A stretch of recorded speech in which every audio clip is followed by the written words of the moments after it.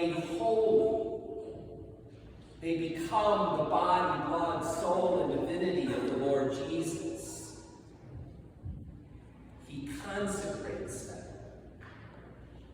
He who consecrates, Jesus, who consecrates them. And certainly that consecration is at the core of what we are doing here this morning. But the letter to the Hebrews goes on to say, he who consecrates and those who are being consecrated. Not just bread and wine, but us. We too are being consecrated. We too are being made holy. We too are being transformed. This is the very reason why in the celebration of the Eucharist, at the time of the preparation of the gifts of the altar, the gifts of bread and wine, along with the gifts for the support of the church and the needs of the poor, are brought forward by members of the liturgical assembly. It's not just a matter of getting the gifts from the back of the church to the front of the church. The people who bring those gifts forward represent all of us who desire to place ourselves upon the altar along with the gifts of bread and wine so that we too can be consecrated, so that we too can be made holy and be transformed by the presence and the action of Christ in the midst of our celebration. We too are being consecrated. This is also why the early church fathers and many of the saints of the church remind us that when we come together to celebrate the Eucharist, that which we receive is also that which we are becoming. We do not just simply receive the body and blood of the Lord Jesus, we are also called to become Christ for one another. We are consecrated and made holy and transformed so that in our celebration of the Eucharist we can leave this place bearing the presence of Christ to the world, being Christ for one another.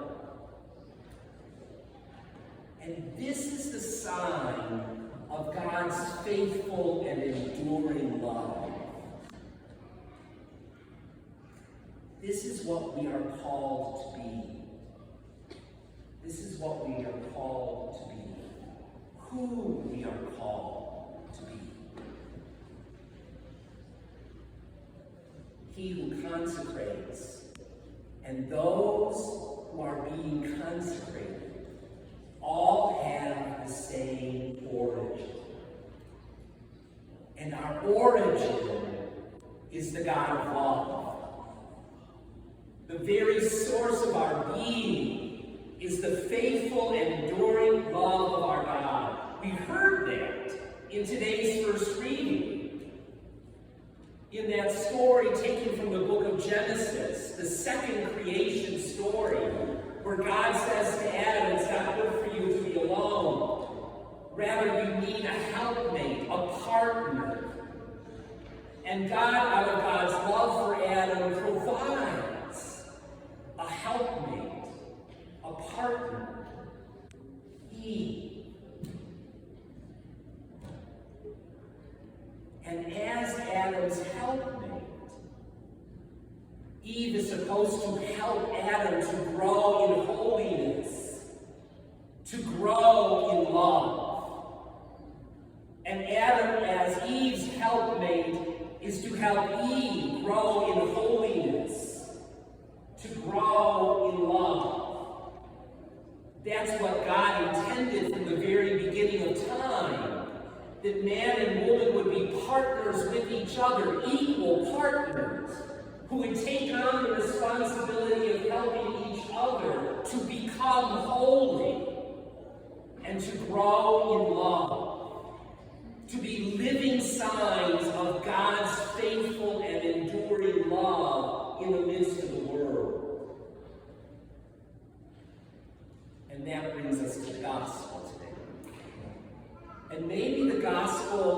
some of us feeling a little bit uncomfortable. I know it did me.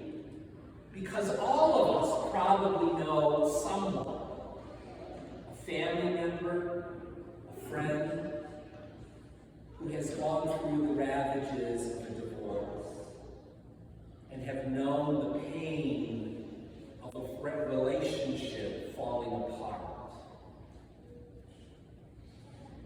The concern of the gospel today is not just with the whole idea of divorce and remarriage. Remember the context. The Pharisees are testing Jesus. They are trying to trap him. They are trying to get him to go against the law that Moses gave. And Jesus is inviting them to see the bigger picture. Not just to stop with Moses, but to go back to the origin of things. To go back to the God of faithful and enduring love. It's Jesus' way of saying, ultimately, this is what we are all called to be living signs of God's faithful and enduring love. Right where we happen to find ourselves. Right where our lives happen to be today, at this moment. That we too are called to be individuals who bring God's faithful and enduring love to one another, into all of our relationships. That's what the gospel is really about. It's about knowing that we are called to love. And it is impossible for us to do that in the way that Christ calls us to do that unless we allow him to consecrate us, to make us holy, to transform our lives. That's why we gather Sunday after Sunday to celebrate the Eucharist. Because we know that it is impossible for us to love as God loves, faithfully, enduring all things, unless we have the grace of God, the presence of God, the life of God, the very love of God at work in our own lives. It is God's faithful and enduring love that consecrates us and enables us to be faithful and enduring in our love for one another. And so we gather to remember God's great love for us. So today, when you come forward to receive the Eucharist, keep in mind that this is God's love for you, God's life for you, upon which you are feasting. And that which you receive, you are to become. You receive God's faithful and enduring love, and each and every one of us is called to become that faithful and enduring love. And so today also, if you remember a relationship in your life right now that is strained, if you remember a relationship in your life right now that requires healing, it needs forgiveness and reconciliation. If there's a relationship in your life right now that has been fractured in some way, then remember that God's faithful and enduring love is being given to you so that you can become an instrument of healing and peace in that relationship. Put God's love where it is needed.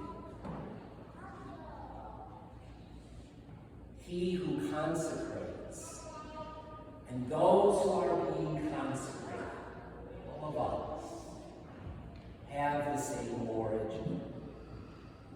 God's faithful and enduring love.